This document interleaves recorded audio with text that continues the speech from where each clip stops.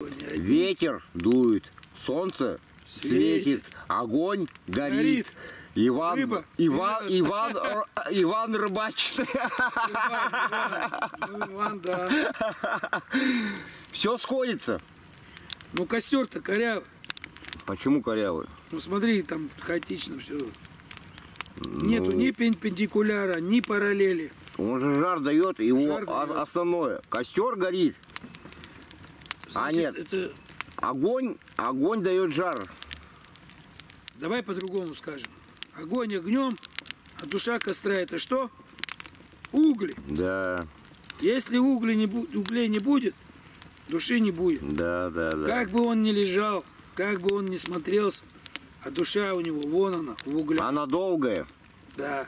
Сырого долгая. Не смотрите на красоту огня, смотрите в душу костра. А душа у него в углях.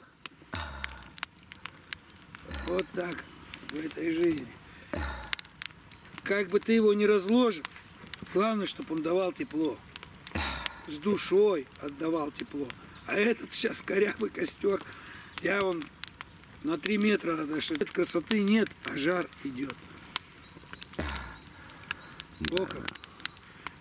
Голос у меня так и не восстановился.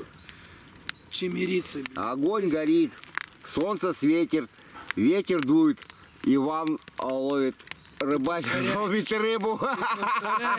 Ребята, без подсветки, как выглядишь.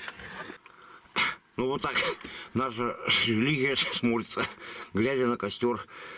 Ну сейчас уже 4 часа уже расцвело. Выключаем, короче, подсветка, она видоизменяет все равно весь естественный процесс восприятия мозга естественной природы. А вот такой вид из УАЗика, где мы спим, более приятен.